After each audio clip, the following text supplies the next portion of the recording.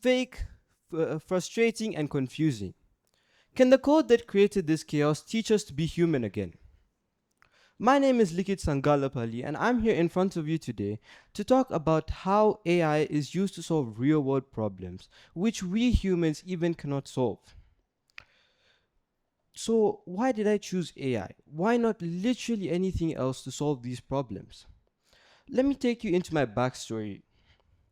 When I was in 7th grade, my dad had enrolled me in a computer class, which, by the way, I was not forced to do. Then I learned about coding, how to code, how to solve problems. And this, I loved it because it solved problems that we humans can't even solve.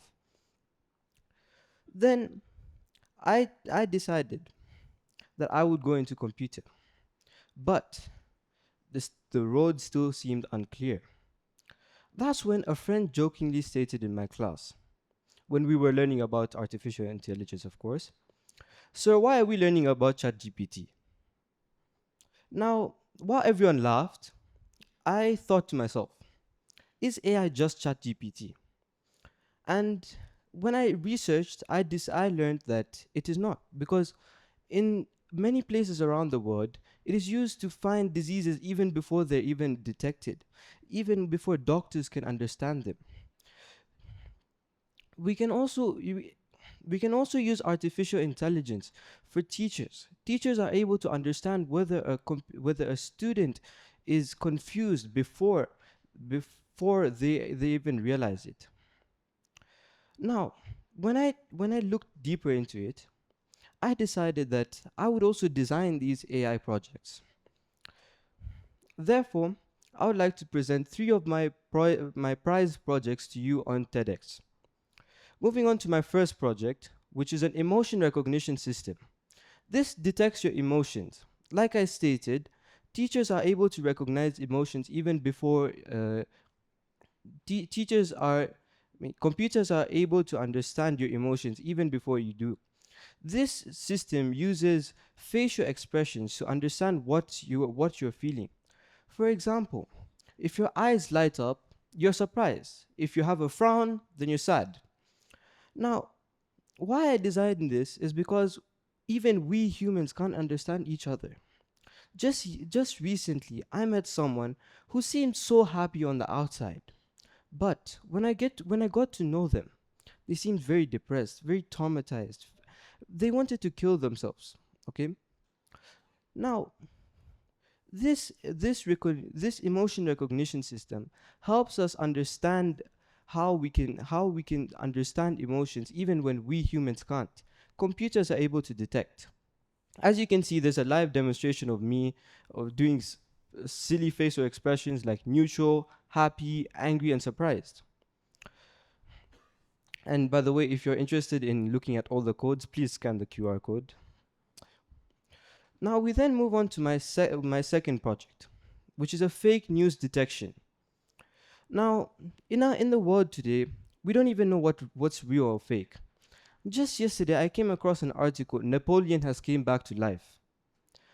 Now, that seems so fake, but some people yet choose to believe it.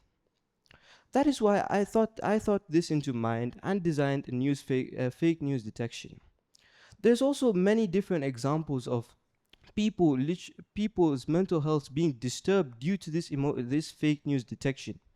For example, just recently, I was accused of something very bad, which, by the way, I did not do. But people choose, my friends, by the way, you choose to believe this information. Now, imagine if this news leaked to teachers, to his friends, and even close people. That would really damage my reputation. And another common example in our world is a famous TikTok cosplayer. He was accused of being a predator, yet that seems so unbelievable. This led to him taking his own life on a live stream. Thinking about this, I decided to design this fake news detector. It takes all the fake news and the true news into one code and uses it to classify between true or false. Now, this is the output I used on some sample article titles. For example, sample article 1 states, the world is on the brink of space exploration. This is true, but the computer also confirms it. But the other article, however, pigeons form a labor union demanding free wage and public holidays. Does that sound true? Now, some people still believe it. No, they're so gullible. But this can help us understand between fake and true news. I even tested it on different sample articles. For example, um, the king of a tribesman returns to his gardening job in Canada, which I was surprised is true. And the other one, your crush likes you back, which by the way is 54% fake, but there's still a 46% chance, guys. Next, we move on to the third project, which is a school chatbot. Teachers, parents are constantly asking questions. I remember I asked my mom the same question 15 times, the same answer again and again. Now, this could save a lot of time. This school chatbot answers our questions, which follow commonly asked questions. For example, what time is the next test? When is the next date of the test? And and asks many other questions. And if a computer is not able to understand it, then it says sorry. Now, I would like to call this chatbot stupid, but without this chatbot, the the the word artificial intelligence would have never crossed the human mind. This simple program has caused the biggest human aid in history. I would like to conclude my TEDx speech.